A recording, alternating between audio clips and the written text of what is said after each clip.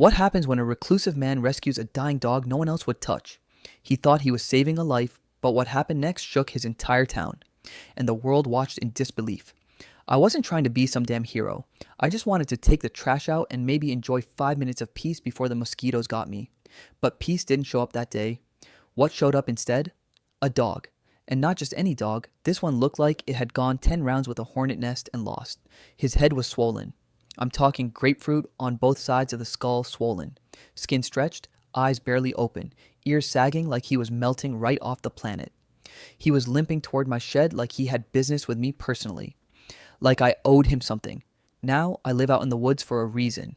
People don't bother me and I don't bother them. But this felt different. This poor thing had that look. You know the one. Like he'd already been turned down by the whole damn world and I was his last shot. So, what do? I grab the old flannel from my truck, wrap him up, and carry him inside like some kind of retired saint. The thing didn't growl, didn't fight, just went limp in my arms like he'd finally found the off switch. I laid him down on my workshop floor, surrounded by tools I use for carving wood, not treating festering head wounds. I tried calling the local clinic. Nope. Can't take in strays, sir. Called the shelter. Voicemail. Left a message? Sure. You think anyone called back? Of course not. In this country, you can buy an automatic lawnmower that talks to you, but getting help for a suffering animal? That's a luxury. So I cleaned him up myself. Salt water, peroxide, antibiotic cream. Was it textbook vet work? Not even close. But it was more than anyone else had done for him. I named him Ban, short for Bandit, because clearly someone had stolen any chance this dog had at a normal life. For the next 48 hours, I barely slept. I spoon-fed him beef broth, rotated his body so the floor wouldn't eat through his skin, talked to him like he was some grumpy uncle I'd brought home from a war. At some point, he licked my hand. Just once.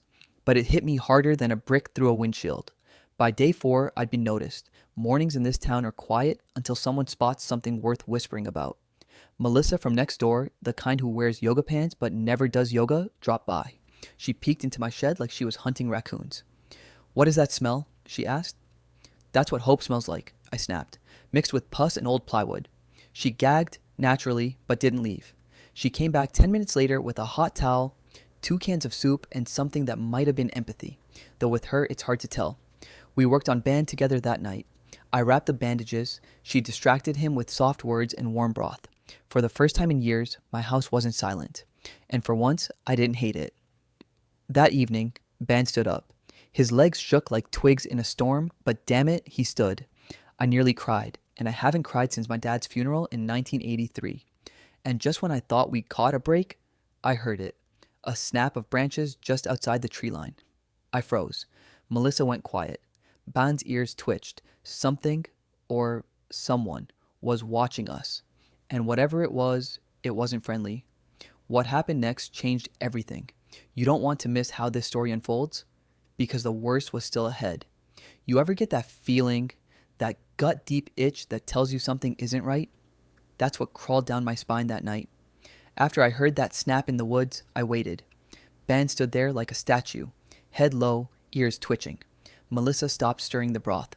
The whole place went dead quiet. Then nothing. No follow-up sound, no animal call, just stillness. "Probably a raccoon," Melissa mumbled. "Right. And I'm the mayor of New York." Next morning, I found boot prints near the edge of the property. Big ones. Fresh. Not the kind left by hikers. These were heavy, deliberate. Someone had been watching. I didn't tell Melissa. No need to spook her. But I boarded up the shed windows and brought Ban inside. He didn't fight it. In fact, he curled up under my workbench like he'd done it 100 times before. That told me everything I needed to know. This wasn't the first time he'd been hunted. Over the next few days, Ban got stronger. The swelling started going down. The smell? Still rough, but the dog had fight in him. He'd limp to the door when I opened it, sniffed the air like he was tracking ghosts. I swear he even growled once, low and deep, when a delivery guy got too close to the porch. Then came the knock. Not the friendly neighbor kind. The kind that demands an answer. I opened the door to find 2 men in matching canvas jackets and smug faces. They didn't introduce themselves, didn't flash any badges, just leaned in with that tone, the one people use when they've already decided you're beneath them. "We heard you've got a stray dog. Black and tan, swollen head. Seen it?" Why? I asked, crossing my arms. You offering help or looking to take him? They exchanged a look. The taller one said, Some dogs are dangerous. They carry things. We're doing a service, removing threats. There it was. No empathy, no curiosity, just protocol. Cold, clean, efficient. Well, I said, this one carries gratitude. That a threat? They didn't laugh. I told them to get off my land unless they had a warrant or a leash with my name on it. They left, but not before one of them glanced at Bond through the window. From that moment on, I didn't leave him alone. Not for a second. Melissa started digging. She had friends in town, people who heard things. Turns out there'd been reports of animal control types showing up in rural areas, taking dogs that looked like Ban. No paperwork, no follow-up. No dogs ever returned. She called them ghost agent. I called them trouble. That night, I moved Ban's bed next to mine, just in case. At 2:14 a.m., I woke up to scratching at the back door. Not barking. Scratching. Light. Precise. Ban stood up beside me like he knew the sound. And then came the second knock. On the front door this time. They weren't being quiet anymore. This is it. We're on the edge of everything. What comes next will turn this whole story inside out. Stay with me, because what I did next, it changed everything. The front knock was firm. The back scratching, surgical, like someone testing the weak points of a fence before they climb in. Ban stood frozen, hackles raised. Me, I was done playing nice.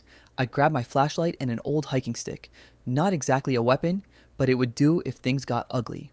I stepped out the back first. Nothing. Just wind and trees. But I wasn't fooled. Then came the voice, low, casual, too calm for a stranger standing on someone's porch at 2 a.m. Sir, we need to take that dog. It's for everyone's safety. I opened the front door a crack. 2 figures stood there. Same jackets, same dead eyes. This time, one of them had a metal crate in hand. You show me a signed order, or you leave, I said, voice steady. No paper, no dog. They didn't move. One of them tried stepping forward. I slammed the door. Ban let out a growl. Deep, like thunder rolling through the floorboards, and that's when something shifted in me. I wasn't scared anymore. I was done watching people like this act like decency was optional. So I did what anyone with half a spine and a dog at his side would do. I went live. Melissa had set up a local page for community watch stuff.